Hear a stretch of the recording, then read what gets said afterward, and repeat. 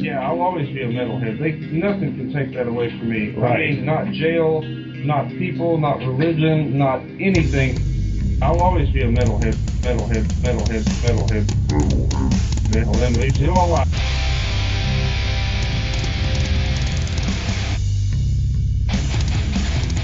You're listening to the Great Metal Debate Podcast.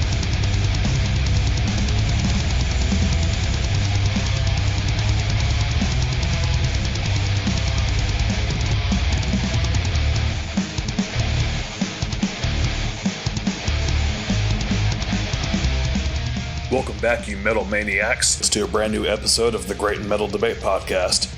It's Xander reporting to you from the Sunshine State of Florida. Join me in putting our metal horns high in the air, because today we are going to be talking about the fourth full-length studio album by the New York brutal tech death band Malignancy, titled Discontinued, which dropped on June 14th through Willowtip Records. This is the band's first album in 12 years, so this certainly calls for celebration. For a band that has been around since 1992, you would think that they would have much more albums in their discography, but I guess some bands really like to take their time with their craft. That's definitely something I can appreciate, as I have mentioned in previous reviews. I never liked how some bands tend to be in a rush to pump out new content every few years just for the sake of staying relevant. I have been a fan of Malignancy for many years now, and I feel like not many people in the death metal community know about them. Sure, they have their fans, but hardly anyone I know ever brings them up in conversation. They aren't very popular, but they definitely seem to have a small cult following. I've seen some people at shows wearing the t-shirt promoting their 1999 debut, Intrauterine Cannibalism, but I myself have never watched them perform live in person. Maybe one day I can have that privilege. Before diving into this new record track by track, I'm going to point out a major similarity that I've always noticed about this band, particularly with the vocalist Danny Nelson having a nearly identical sounding voice to Ross Dillon from Immolation. I had often wondered if Malignancy was a side project band, which would make a lot of sense seeing as how both bands are from Yonkers. After all these years of never doing a quick Google search, I finally did for the sake of this review. The answer is no. Danny and Ross are two different people. However, Danny has done vocals for Mortal Decay's 2013 album, The Blueprint for Blood Spatter. But speaking of two different people, when I looked up the names of the band members, I had to do a double take when I saw the bass player. At first I thought it said Alex Webster from Cannibal Corpse, but nope, the new bass player is Alex Weber, not Webster. Coincidentally enough, guess where Cannibal Corpse originally started?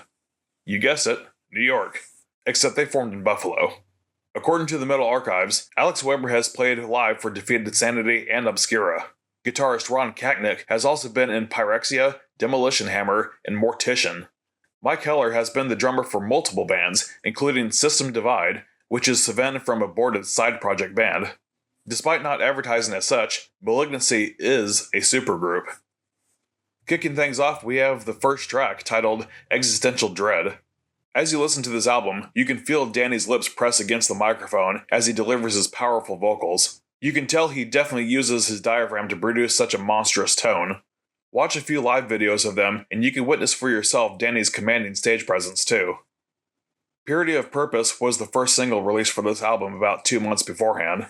I remembered as soon as I heard it, I immediately looked up the full-length release date and the album title just to add it to my list. Judging from that track alone, I knew I had to review it. The second single, Biological Absurdity, was uploaded a month later, and of course, blew me away.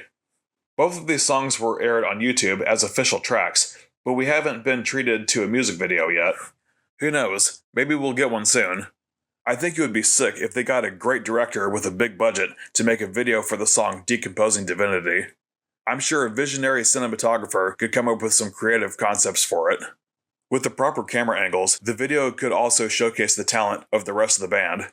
Multiple drum cams for Mike, a GoPro for Alex's bass head to aim down at the neck, and a handheld camera to capture Ron's pinch harmonics. The future movie director is really coming out of me here.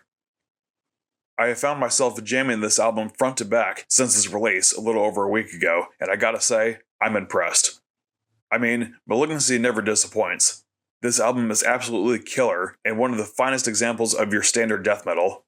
This to me is the type of band that you introduce to your normie friends and coworkers. I'm sure their reactions include a priceless bug-eyed look on their faces. They might jokingly make a sign of the cross with their index fingers, then giggle. I'm smiling thinking about it. Badass death metal albums without an overly unique pizzazz quality about them are still more than capable of getting a good rating out of me. This is definitely one of the better straightforward death metal albums I've heard in 2024 so far. With that being said, I'm feeling like a nice 8 out of 10 rating. As I said earlier in this review, Malignancy has been kicking around in the underground scene since I was a 1-year-old. They've gone through a few lineup changes here and there, but have held strong as a band for the past 3 decades. Their popularity may not be up on the same level as other bands, but they deserve a lot of credit, respect, and most of all, support. You can buy their merch at pretty much any online metal merch outlet.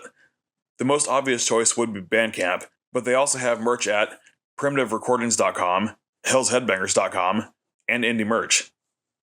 Of course, if you get lucky enough to see them live, they definitely have a merch table, and I hear that they are usually at their stand before and after the show. So don't be shy, go say hi, and if nothing else, throw them a few bucks in their tip jar.